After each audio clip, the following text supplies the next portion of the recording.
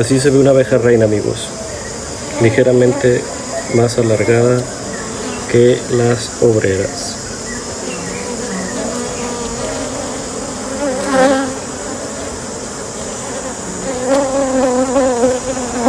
Qué hermosa, ¿no? Es un gusto tenerlos nuevamente aquí en Caballeros 5 Soles para un nuevo episodio de Conversando en el Mictlán.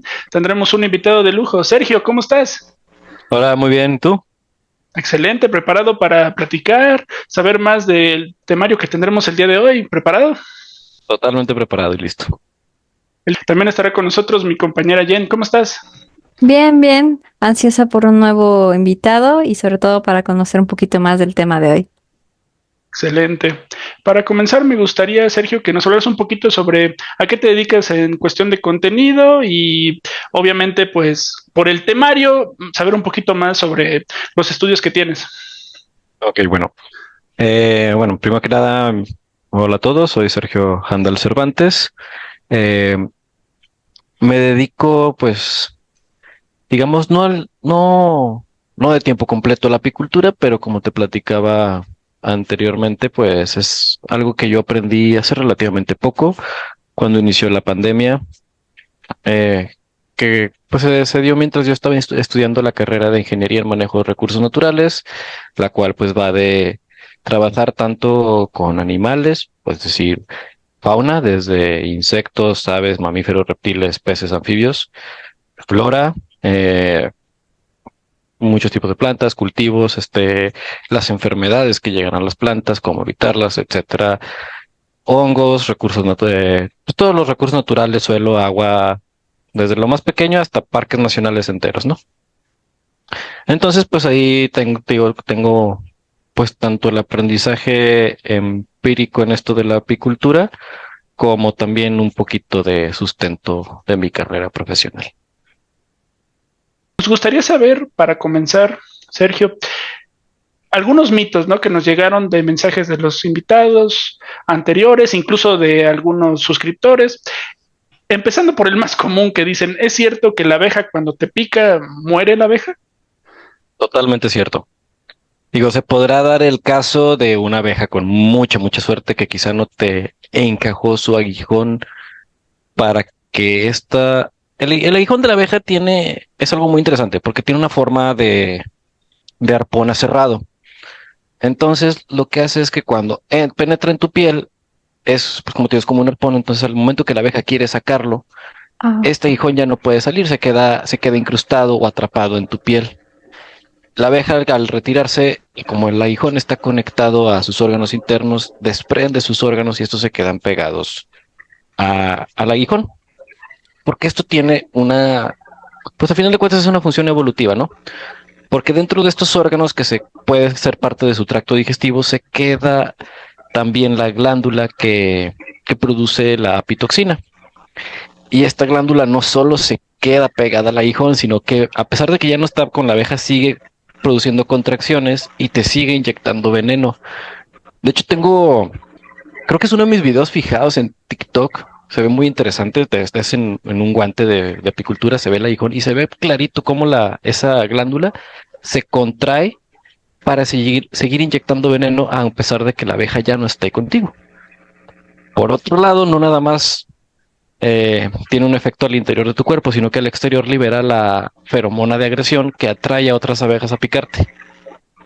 Entonces, ¿qué es lo que pasa? Que te pica una abeja, pero alrededor andaban dos que a lo mejor ni se habían percatado de tu presencia, pero ya detectaron la feromona de agresión y van a ir a picarte donde te picó anteriormente otra abeja.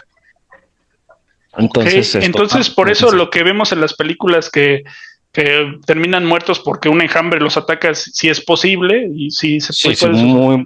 muy posible. De hecho, bueno, yo sé de varios casos. El más reciente fue uno pues fue precisamente durante la pandemia, muy cerca del rancho de mi familia donde yo tengo a mis abejas, del que te platicaba.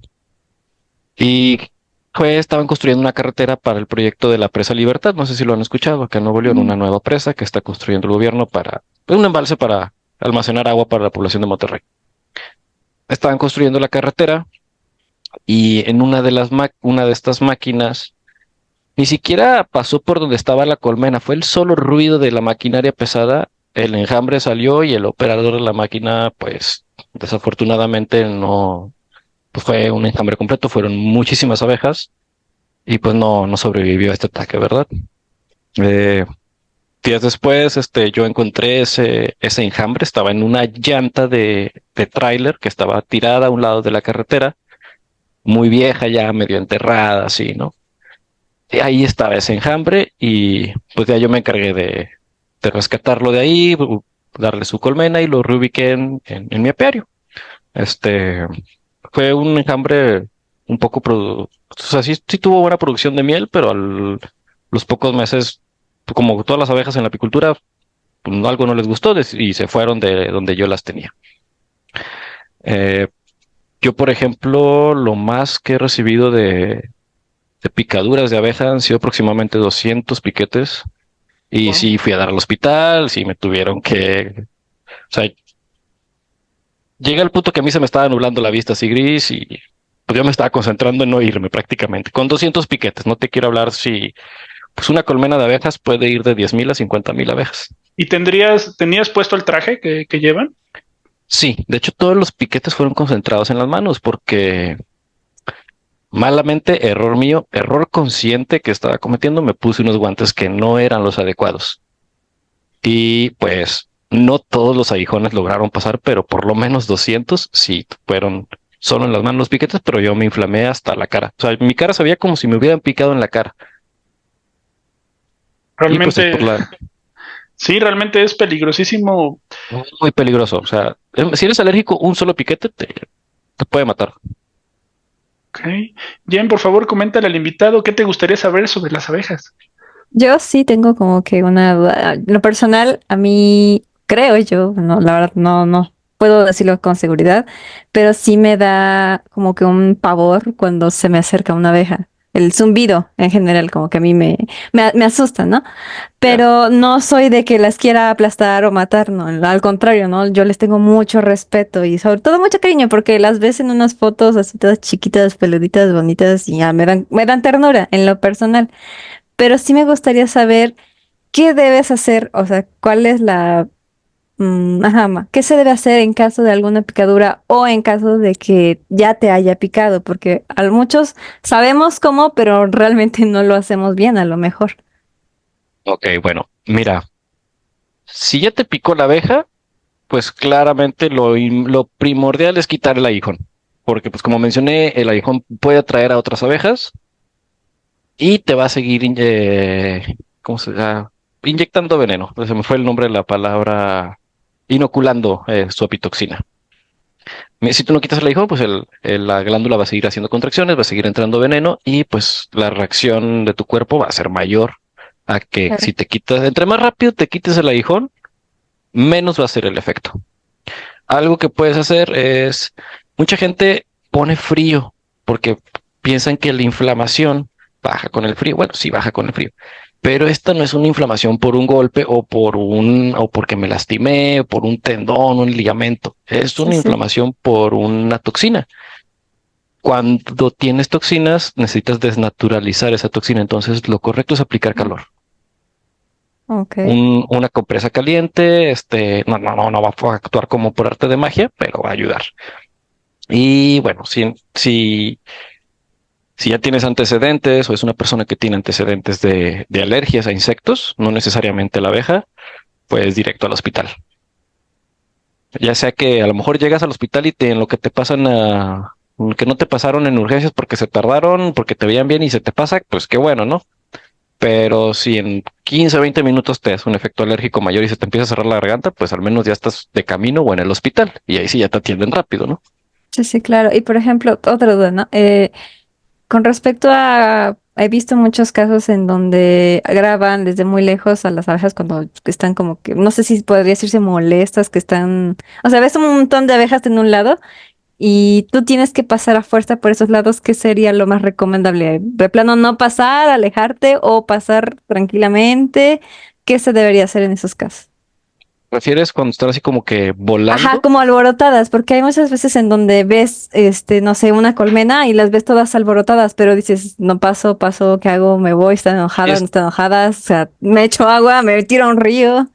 si las ves así como dices alborotadas, que se ve así la nube de abejas, digamos, estacionada, o sea, que está en un solo lugar, o sea, Ajá, no es la nube de abejas que se va moviendo. Ahorita estaban aquí, pero ya van por allá a lo lejos. ajá, sí, no, que estoy. Si se van moviendo, no, tú nada más, tantito, se pasan y ya, van de paso. Pero si están estacionadas, pero en movimiento, o sea, moviéndose en un lugar específico, ahí sí mejor no te acerques. Porque eso sí es un comportamiento defensivo. Si van de paso y apenas están acomodándose para descansar o establecer su colmena, pues no van a durar mucho tiempo volando, rápidamente se van a hacer bolita en un árbol, en una pared, en Ujú. algo. Pero así como lo describimos ahorita, pues yo sí mejor te diría no te acerques. Porque si ya hay algo, digo, la abeja detecta la feromona de agresión, pero también se guía visualmente.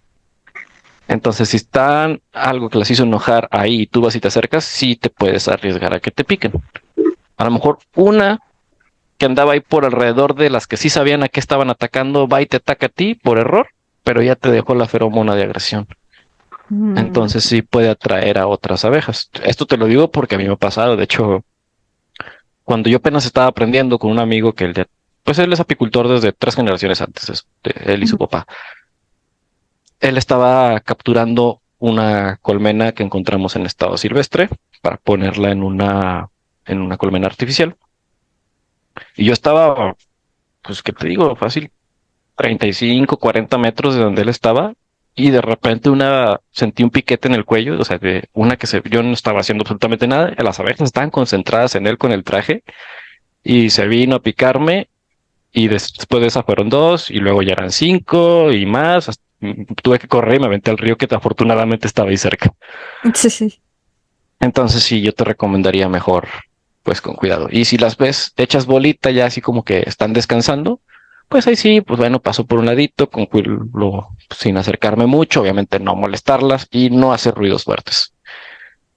Porque si ruidos muy fuertes pues como lo que les platicaba de este señor, el operador de la maquinaria, pues él ni siquiera pasó, hubiéramos creído, al principio creíamos, no, pues pasó por encima de la colmena o tumbó un árbol donde había una colmena y pues no, solo pasó cerca, la máquina hizo ruido y las abejas Puede atacaron. ser. Tocaste el tema sobre los aromas. ¿El humo las atrae o las irrita y se van? El humo hace 2 cosas.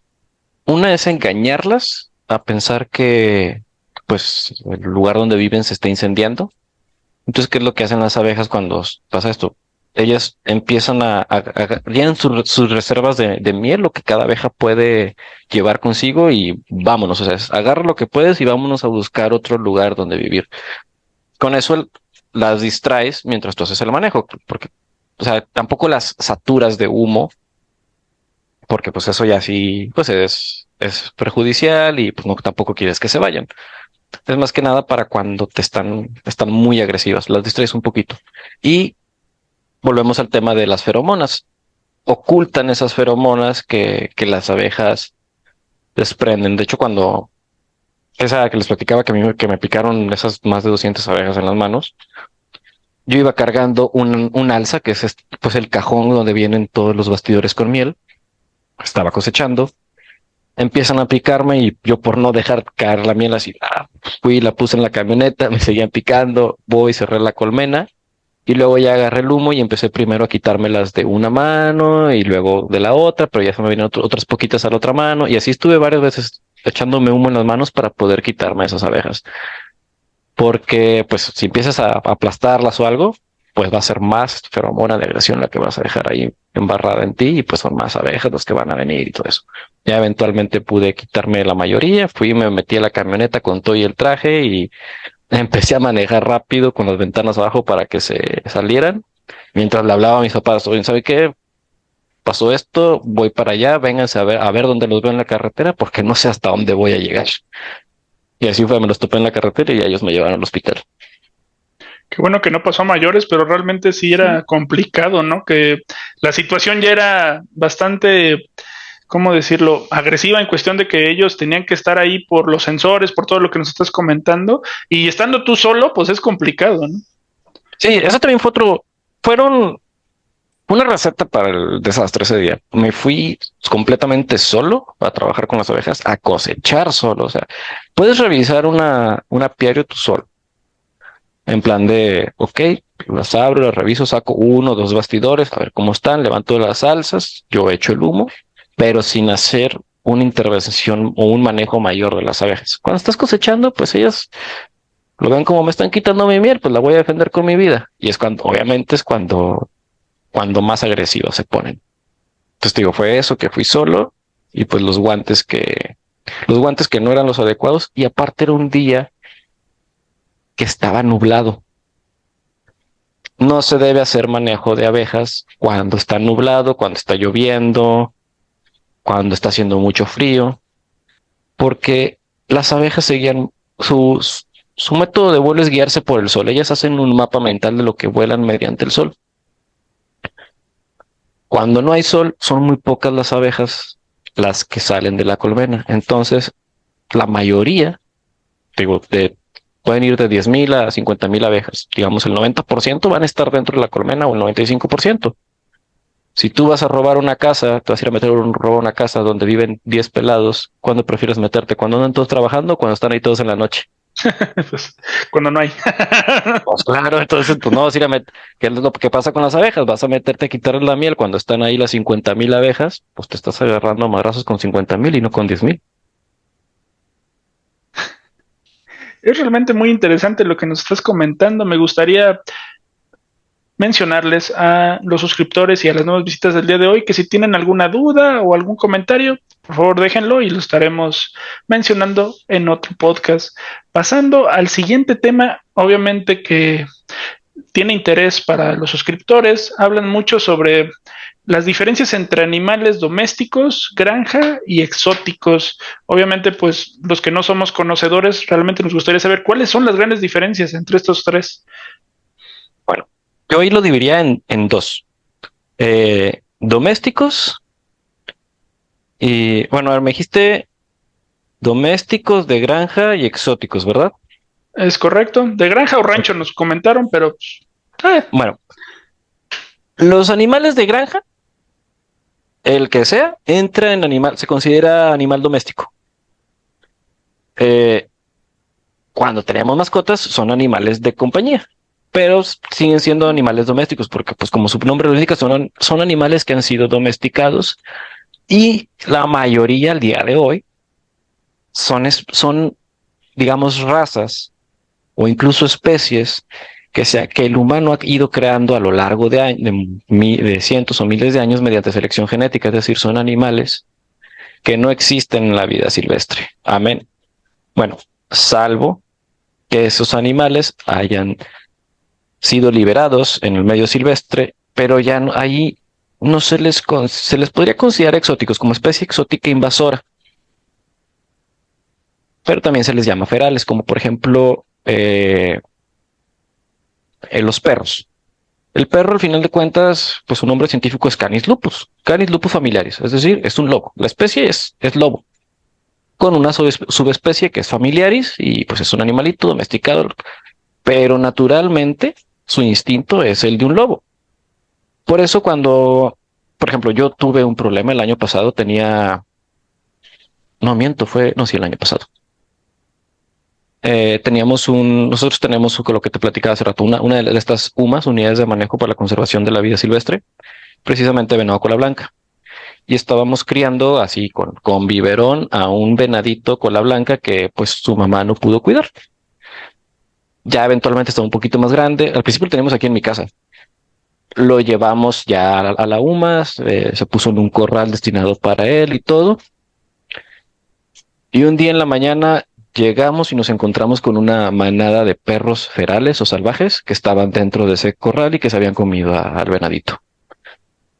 Pero al final de cuentas, pues estos son perros, como te digo, son Canis lupus, son lobos chiquitos. Bueno, estos eran chiquitos, medianos, grandes, de todos tamaños y colores. Pero como ellos han retomado su instinto de vida silvestre, vida salvaje, pues básicamente es una manada de lobos, que no se ven como lobos, pero pues actúan como lobos. Eso es un animal exótico invasor. Puedes, dentro de un animal exótico, puedes considerarlo no invasor si lo tienes como mascota.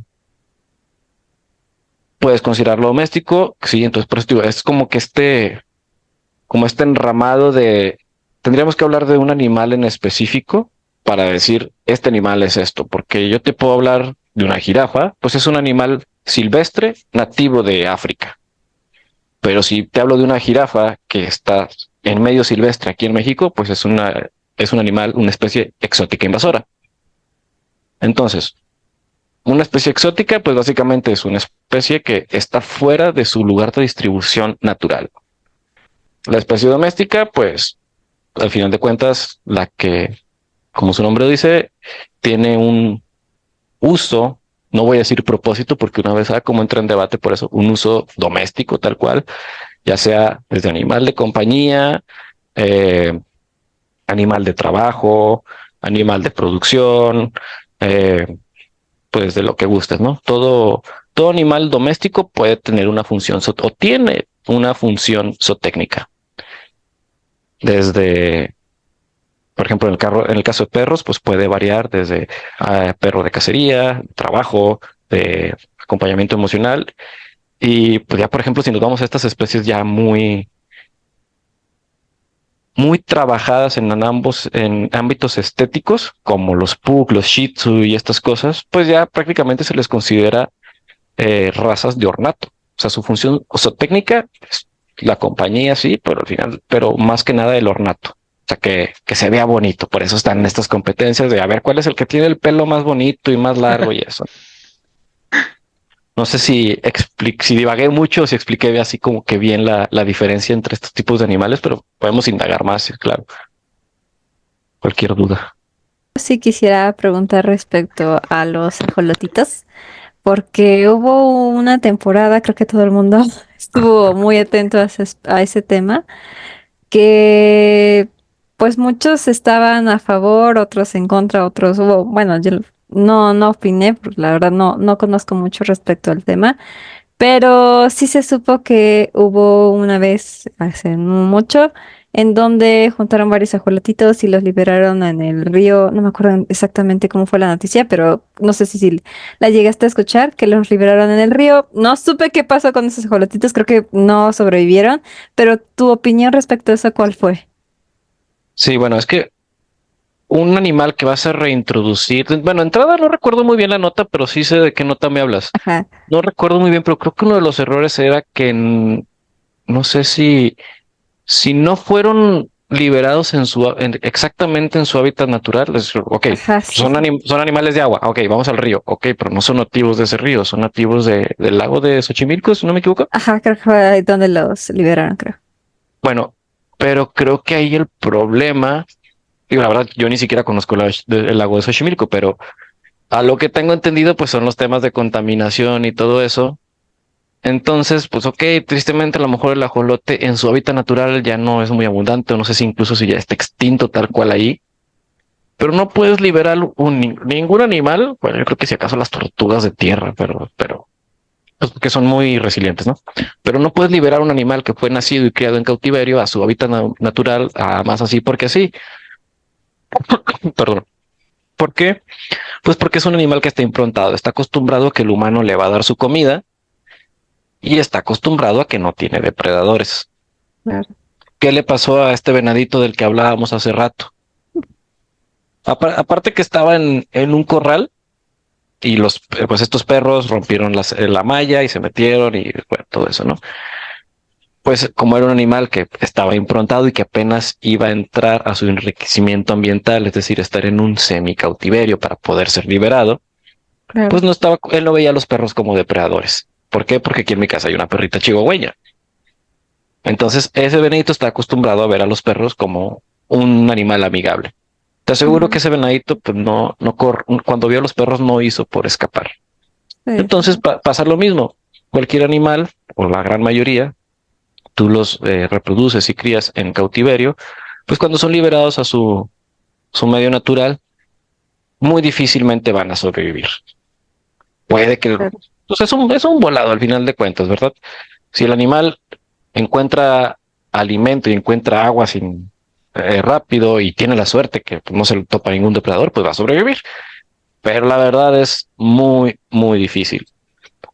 Yo creo que esa nota, el problema fue el proceso y el lugar, porque, ok, a lo mejor la idea es buena, y a lo mejor la intención es buena, y a lo mejor es lo que se debe hacer, reintroducir la ajolote Xochimilco, apoyar a que crezca la población, pero resuelve primero el problema de la contaminación del agua, porque Claro. a lo mejor es su hábitat geográficamente, pero ecosistémicamente ya no es su hábitat, porque ya cambiaste las condiciones que había ahí naturalmente. Entonces, primero arreglas eso y luego reintroduces a la especie. Sí, claro. Pues muchos de los suscriptores decían, si llega obviamente, pues un animal que no es endémico de la zona y se queda ahí, ¿causa algún problema o no? ¿Qué pasa en esa situación? Pues, es muy posible que sí cause problema. ¿Por qué? Porque pues vivimos pues, en la tierra, en la naturaleza, en algo que es le llamamos cadena trófica, ¿no? Antes le llamaban cadena alimenticia o la pirámide alimenticia, pero o cadena trófica, pero realmente es una red trófica. Es decir, pues son muchas cosas que se enlazan, muchas unas con otras. Y todo debe estar en perfecto equilibrio. Estos animales se comen a estos otros a estos, este se come esta planta alimenta a este otro animal, de esta planta viven estos insectos que al mismo tiempo ayudan a que se polinice y la planta le da alimento a esos insectos. Claro, o sea, todo debe estar en equilibrio. Cuando tú agregas un agente externo, pues no hay un espacio para ese agente externo. Es como si yo quisiera irme a meter una empresa a trabajar, pero pues no hay ninguna vacante. Pero yo voy y me meto ahí y empiezo a trabajar y a lo mejor me va bien. Y a lo mejor doy mejores resultados en algo que otro empleado, ¿no? Que a lo mejor tiene 20 años trabajando en esa empresa. Pero si yo doy mejores resultados, o por ejemplo, no yo, o sea, fulano, este agente externo llega, no le han dado todo el trabajo oficialmente, pero él va, hace su chamba ahí porque quiere y le terminan dando el trabajo a él porque lo hacía mejor que alguien que trabajaba ella hace 20 años. Ya desplazó a alguien nativo de ahí. Pasa lo mismo con las especies invasoras. Si es una especie que no tiene depredadores en esta nueva zona que está invadiendo, pues no va a tener esa tasa de mortalidad que regula su tasa de natalidad. Entonces es una especie que va a proliferar muy fácil y por ende va a requerir más recursos para sustentarse y va a causar un desequilibrio. Es como, por ejemplo, en Australia. Australia es uno de los países que más problemas ha tenido con especies invasoras porque durante su colonización, pues los ingleses llevaron desde camellos para la construcción de ferrocarriles hasta conejos y demás. Australia ha tenido que aplicar rifles sanitarios prácticamente, es decir, declararle la guerra a los conejos y a los camellos. Con los camellos se optó pues por el rifle sanitario, tal cual. Los conejos eran un problema tan grande que tuvieron que introducir conejos infectados, es decir, tuvieron que utilizar armas biológicas para poderse deshacer de los conejos porque estaban causando un desequilibrio increíble. Los conejos todavía tenían depredadores, pero pues se reproducen demasiado rápido. En cambio, los camellos pues llegaron. Tienes un animal que viene del desierto, que está acostumbrado a poquita agua, a poquito alimento. Llegan, lo sueltan en Australia, donde no tiene un solo depredador y aparte tiene más recursos para para sobrevivir de los que tenía en su hábitat natural, pues hace cuenta que lo pones en el paraíso. Y ahí sí el animal exótico de que se logra, pero te va a causar efectos negativos en especies que ya eran nativas de ahí. Como bien mencionas Australia, recuerdo un capítulo de Los Simpsons, no sé si lo viste, cuando Bart lleva una rana a Australia y luego se causó un grave problema porque se volvieron un montón de ranas. Fíjate que no recuerdo haberlo visto, pero pues de alguna de esas se habrán inspirado, porque sí ha sido uno de los problemas más grandes de Australia. El problema con especies invasoras que pues el mismo humano introdujo hace muchos años. Otro comentario que nos hacía algún suscriptor decía, ¿qué pasa cuando, o es exótico cuando, no sé, algún animal de China llega a México? ¿Ya es considerado exótico? O sea, nada más por venir de otro país, ¿ya es exótico? Sí, es por ejemplo lo que te platicaba de las unidades de conservación para la vida silvestre, que hay unas que tienen cerco alto. Estas generalmente introducen animales exóticos y se vende como cacería de animales exóticos. Hay ranchos aquí en México los que tú puedes ir a cazar legalmente, completamente legal. ¿Por qué? Porque son animales reproducidos y criados en cautiverio y además pues no es, ni siquiera están en su hábitat, ¿verdad? Están en reservas de semicautiverio, por eso tienen un cerco alto. Estos cercos van hasta los 2,30 metros de altura, si no me equivoco. Entonces, pues tienes animales exóticos confinados al final de cuentas, es decir, no se consideran todavía invasores porque los tienes confinados. El día que se te rompa la cerca o que alguien llegue y la rompe y se te salgan los animales ahora hacia el monte, las cebras, las jirafas, los búfalos, lo que quieras y mandes, ahí sí se va a considerar exótico invasor. Pero una especie que no pertenece a este lugar, simplemente por eso ya se considera un animal exótico. Yo justo ahorita que estaba mencionando lo de la proliferación así excesiva, me acordé de no creo que no sé si fue aquí en México, creo que fue en Japón, de que las personas o los habitantes, no me acuerdo exactamente de qué región, el chiste es que estaban combatiendo justamente un caso de, creo que eran caracoles, y eran como huevecillos rosas, o rojos, y que decían, uno se enojaba, ¿no? De que, ¿por qué los aplastan? No deberían aplastarlos, y ya fue que salió como que la población a decir, es que son demasiados, o sea, se están reproduciendo demasiado, entonces decían, los estamos aplastando o estamos aplastando los huevecillos para evitar que exista este desbalance, este desequilibrio en nuestro hábitat. Y entonces hubo bueno, yo veía ese pequeño debate de no, es que no debes, no, es que los caracoles deben de sobrevivir. Y el chiste es que, bueno, justamente hablando de ese tema, también salió otra cosa que era de que no, que ellos decían que debían de mover los caracoles hacia su hábitat natural, ¿no? Hacia su hábitat de origen. Y entonces yo me quedé pensando o sea, si los ¿Cómo? mueven a su origen, ese es el detalle, que nunca llegaron a un acuerdo. Supongamos que tú mueves no sé, supongamos que hablando de los conejos, los mueves a su lugar de origen.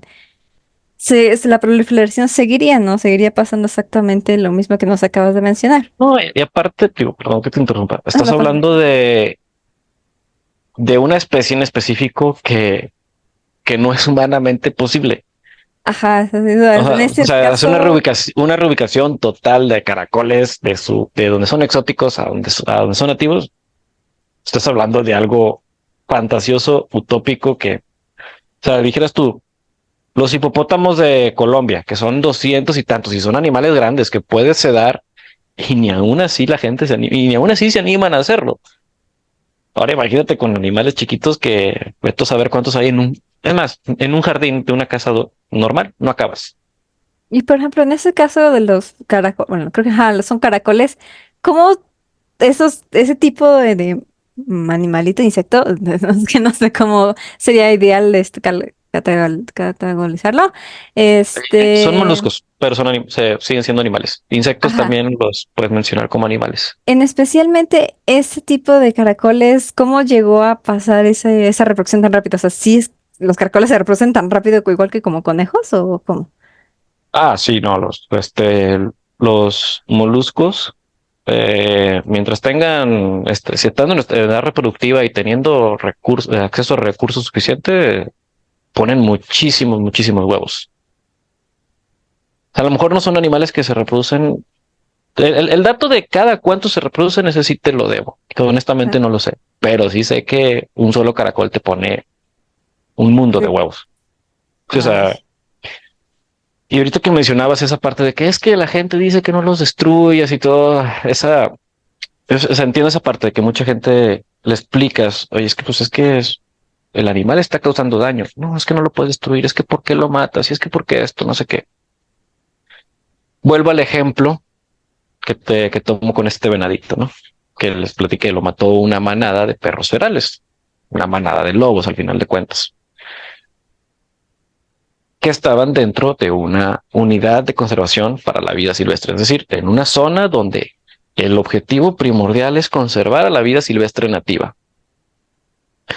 Mucha gente dice, es que esos perros, pues es su instinto y ellos no saben que lo están haciendo mal y que no sé qué, cómo los vas a, porque en este caso ahí sí, o sea, tienes una manada de perros ferales en un lugar como ese, tienes que cazar a esos perros porque así como mataron a ese venadito ese día, pues los perros comen todos los días, entonces cada día me van a estar matando uno, dos, tres, no sé. No, es que cómo los vas a matar y es que cómo esto y que no sé qué. Mira, de entrada, agarrarlos no se puede porque son perros literalmente salvajes. Es una manada de lobos, tal cual. Imagínate, pero me dicen, es que es su instinto y no saben lo que hacen, entonces no los puedes castigar por eso. Yo hago siempre esta analogía. Puedes tener una persona que a lo mejor tiene algún trastorno mental y su naturaleza, porque es su naturaleza, pero no por eso voy a decir que esté correcto, es a lo mejor ser pedófilo. Entonces, no porque esa sea su naturaleza, lo voy a dejar caminar al lado de un kinder. ¿Me explico? A lo Sí. mejor es su naturaleza, a lo mejor para él no dimensiona que lo que está haciendo está mal. Obviamente un perro o un animal depredador no dimensiona que lo que está haciendo está mal. Comerse un venadito porque para él no está mal. Es su instinto, es su naturaleza, así funciona su mente. Pero si tú como agente mediador de, digamos, en este caso, la UMA, la Unidad de Conservación de la Vida Silvestre, estás viendo o tienes ahí un animal exótico, porque en este caso, pues, a pesar de que es un perro, pues es exótico, es invasor y aparte me está matando a los animales que sí son nativos, que me estoy esforzando por que sus poblaciones se conserven y me los está matando a las semanas o a los meses de nacido, pues no puedes permitir que eso pase. Y por eso pongo ese ejemplo. O sea, no, pues sí, es su naturaleza, pero no por eso siempre va a estar bien. Claro, claro. No, y realmente muchos no tenemos el conocimiento, pero la realidad es que no podemos tener una población tan grande de un animal, porque luego cómo lo controlas, esa es una realidad. Fíjate, una población tan grande y también poblaciones pequeñas, que pues, eso es más evidente, ¿no? Por ejemplo, no sé si han escuchado el caso de Yellowstone. Cuando en Yellowstone prácticamente se erradicaron a los lobos, cuando Ah, pues hace ya varios cientos de años se erradican a los lobos por completo. ¿Qué es lo que pasa? Que empiezan a aumentar las poblaciones de venados, de elks, de castores, de muchos otros mamíferos que al final de cuentas formaban parte de la dieta del lobo. ¿Qué pasa? Que aumenta la cantidad de herbívoros y empiezan a reducirse la cantidad de plantas que le dan equilibrio al ecosistema en Yellowstone. Por otro lado, tienes a los castores que también están proliferando. ¿Y qué hacen los castores? Son modificadores del paisaje porque construyen represas. Entonces, un exceso de castores es un exceso de represas y los ríos hola. se van por otros cursos que no son los naturales. O sea, el sacar a los lobos de Yellowstone tuvo un impacto de que, o sea, ya que lo estudias así a detalle, dices, wow, o sea, quité esto y se hizo un desmadre en todo. O sea, en tu opinión fue una mala decisión. Malísima. Incluso reintrodujeron al lobo y santo remedio. ¿Y el lobo en esa zona tenía algún depredador o ese fue el problema?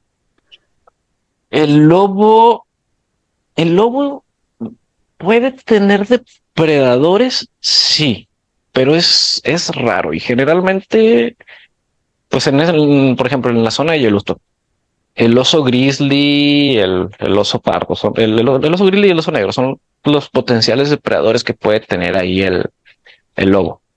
Pero pues no olvidemos que el lobo se mueve en manadas y pues también es un animal muy inteligente. Es difícil ver un lobo ser depredado, la verdad. O sea, no busca una pelea que no pueda ganar. Exacto. Es muy interesante eso y llegamos a la tercera parte del podcast, que es el medio ambiente, que ya lo estás tocando mucho en esto.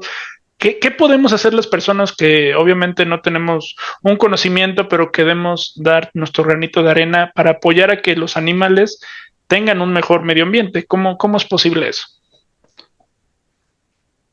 Pues mira, de entrada, yo diría que pues lo que se hace mucho, ¿verdad? Pues en las redes, o sea, el buscar el contenido que realmente informa sobre cómo cuidar el medio ambiente, porque realmente, pues lo que puede hacer las cuestiones individuales que puede hacer uno no tienen efecto si no son en masa. Es como, yo personalmente digo, no, por supuesto no soy el mejor ejemplo a seguir, ni soy perfecto en cuanto a conservación y sí genero basura y lo que sea. Trato de de compostar mis desechos vegetales, de reutilizar lo que pueda, etcétera. A nivel personal, pues no tiene mucho impacto, ¿verdad? Son cosas que tienen que hacerse de manera más en masa para que tengan un impacto. Y pues ya, pues si realmente tienes un amor a los animales, quieres cuidarlos, quieres hacer algo, digamos, poner tu granito de arena, ¿cuál animal te apasiona? Y dedícate a ese animal. Por ejemplo, escoge uno, oye, me gustan, digo, no hablando de perros, gatos, o sea, animales, o sea, pues sí, especies que han sido creadas por el hombre.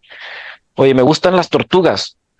Ah, bueno, oye, está esta especie de tortuga, la puedo tener con una tenencia legal, puedo informarme, puedo reproducirlas y a lo mejor en unos añitos ya tengo varias tortugas, ya tengo estoy reproduciendo y pues estoy aportando mi granito de arena para esa especie.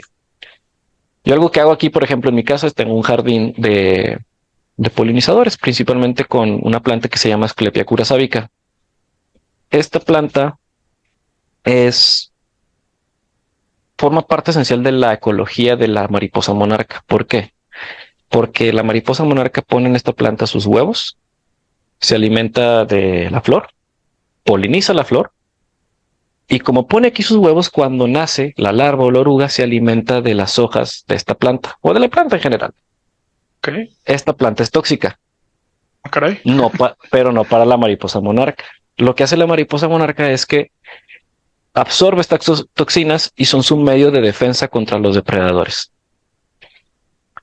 Entonces yo tengo aquí un jardín con esas plantitas, es temporada de migración de mariposa monarca, ellas aquí llegan, ponen sus huevos, cuando salen las larvas, pues yo me dedico a hacer terrarios y cuidar que esas larvas, pues que sobrevivan la mayor cantidad posible y eventualmente hacen su metamorfosis a mariposa y las libero. De hecho, tengo videos en TikTok haciendo eso.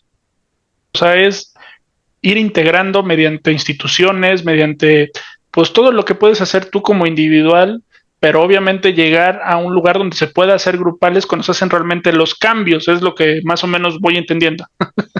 Pero pues tenemos que empezar por algo, ¿no? O sea, yo a lo mejor no voy a salvar a las tortugas ni a la mariposa monarca, pero pues al menos pues yo me quedo contento con que, bueno, sin ese jardín puse ese jardín y nacieron unas cuantas mariposas monarcas más que a lo mejor no iban a nacer. O a lo mejor sí iban a nacer, pero no iban a sobrevivir y yo las ayudé a sobrevivir. Y te menciono esto porque más que nada enfocándome en esa parte de concentrarse o especializarse en algo, porque, oye, vamos a salvar a los animales. ¿A cuál? Si son un buen. Ujú. ¿Quién? ¿A ti qué te gustaría apoyar o cuál animal te gustaría darle un granito de arena? Híjole, animales, es que a mí me encantan todos los animales, pero soy bien mala para cuidarlo. Entonces, pero va a sonar muy otaku de mi parte, pero ahorita los que están como que más actualizados en el anime sabrán que salió un anime respecto a una arbolaria que se llama Los diarios de una boticaria. Justamente esta chica habla de todas las plantas, pero se enfoca más a las plantas venenosas. Entonces, a mí me llamó muchísimo la atención. Yo soy muy mala con las plantas, o sea, de por sí ya se me murió un cactus, o sea, con decirlo así, por eso sé que soy muy mala. Pero después de ver esto, como que me empezó a dar mayor interés en conocer un poco más respecto a este tipo de plantas, porque mencionaba mucho de que hay plantas que viven en nuestro alrededor y que son venenosas y nosotros no las sabemos. O sea, las vemos bonitas, están bonitas, pero te dicen, ay, no la toques porque probablemente te puedas intoxicar. O si las comes, pasa esto. O sea, hay que tener cuidado. Entonces, a mí me llama la atención o a mí me gustaría más aprender respecto a eso, más supongo que por el área medicinal, el área de qué toxinas puede haber, qué sustancias puede proporcionar, olores, colores, todo lo que pueda descubrir respecto a las plantas en general, en todas, yo creo que eso es lo que más me enfocaría. Correcto. Ya. Para concluir el podcast del día de hoy, me gustaría saber, Sergio, ¿cuál es tu animal favorito? Híjole, eso sí está muy, muy difícil. Tengo muchos favoritos. Yo creo que sería el halcón con la aguililla la aguililla con la roja, sí. O halcón con la roja, ya no creo que si es halcón o águila, pero es el con la roja porque siento que es como pues mi animal espiritual, o no sé, porque el lugar al que veo un halcón con la roja volando arriba de mí o parado así viéndome en algún lugar.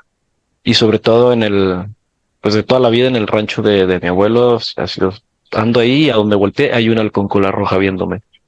Entonces yo creo que sería ese. Excelente. Por favor, Sergio, cuéntanos en qué redes te podemos encontrar. En Instagram y TikTok, en Instagram como Sergio Handal, así tal cual, y en TikTok como soy Handal1. Excelente. Ya estarán apareciendo en pantalla y estarán en la descripción por si quieren pasar a ver el contenido que maneja nuestro invitado del día de hoy. También me gustaría recordarles que si aún no están suscritos a Caballeros 5 Soles, aparecerán las redes en pantalla. Manejamos contenido geek, cultural y deportivo. También los invitamos a que pasen a ver todos los podcasts realizados en Conversando en el Mictlán. Manejamos contenido científico y cultural. Muchísimas gracias, Sergio, por haber aceptado estar un ratito acá con el podcast. Gracias por la invitación. Es un gusto tenerlos también a ustedes, queridos suscriptores y nuevas visitas del día de hoy. Nos vemos en la próxima emisión. A nombre de Tina, Jen y su servidor Topaz, nos vemos en el próximo capítulo. Bye bye. Hasta luego. Ay, sí, ¿alguien me puede explicar por qué son tan diferentes? En realidad, Hola, yo puedo explicarte eso.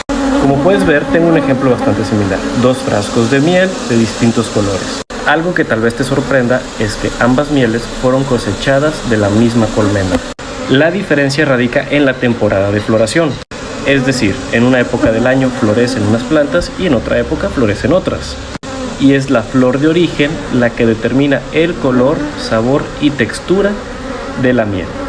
Por ejemplo, esta de un color más dorado y claro es de floración de azahar o de árboles de cítricos, mientras que esta otra de color ámbar pertenece a multiflora silvestre, propiamente de las especies del matorral espinoso tamaulipeco. Y sobre por qué tu miel se está volviendo sólida al igual que esta, no es nada más que una característica propia de la miel por su alto contenido de azúcares. Se llama cristalización y se revierte simplemente poniendo tu miel un rato al sol.